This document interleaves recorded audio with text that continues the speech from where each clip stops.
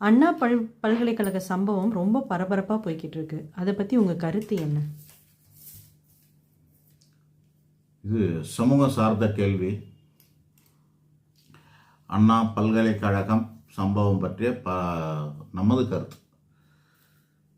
இதுக்கு நம்ம கருத்து சொல்ல விரும்பலைன்றது தான் கருத்து. காரணம் என்னன்னா, எவன் கருத்து சொல்கிறான்னா அவனுக்கே பிரச்சனைகள் வரும்.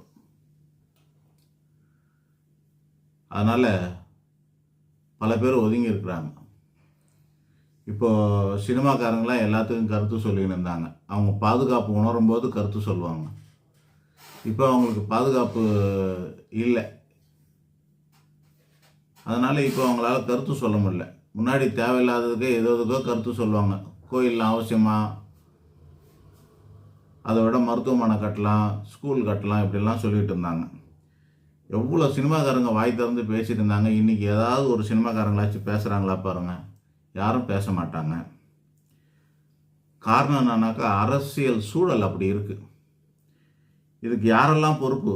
இந்த சம்பவத்துக்கு சம்மந்தப்பட்டதில் யாரெல்லாம் பொறுப்புன்னா, முதல் பொறுப்பு பெற்றோர்கள், ரெண்டாவது பொறுப்பு சம்பந்தப்பட்டவர்கள், மூன்றாவது பொறுப்பு சமூகம், நான்காவது பொறுப்பு அரசு, ஐந்தாவது பொறுப்பு நிர்வாகம், யூனிவர்சிட்டி நிர்வாகம், ஆறாவது பொறுப்பு அரசியல், ஏழாவதா மீடியா. இப்படி ஏகப்பட்ட பேர் இதில் பொறுப்பு மீறல்கள் இருக்கு. அதனால் இவ்வளோ பேரையும் நம்ம குற்றம் சொல்ல வேண்டியது இருக்கும்.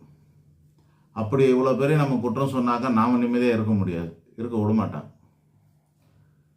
அதனால் அந்த ரிஸ்க் எடுக்கிறதுக்கெல்லாம் நமக்கு நேரம் இல்லை. ஸோ இதுக்கு நம்ம கருத்து சொல்ல விரும்பலை. இந்த கேள்வியை நிறுத்திக்குங்க.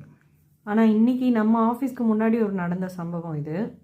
ஆஃபீஸு கேமரா இருக்கிறது தெரியாமல் ஒரு சின்ன பசங்க 2 பேர், ஒரு 40 வெயிட் இருக்கும் அந்த பொண்ணு, 15-16 கிலோ, இது 15-16 வயசு இருக்கும்.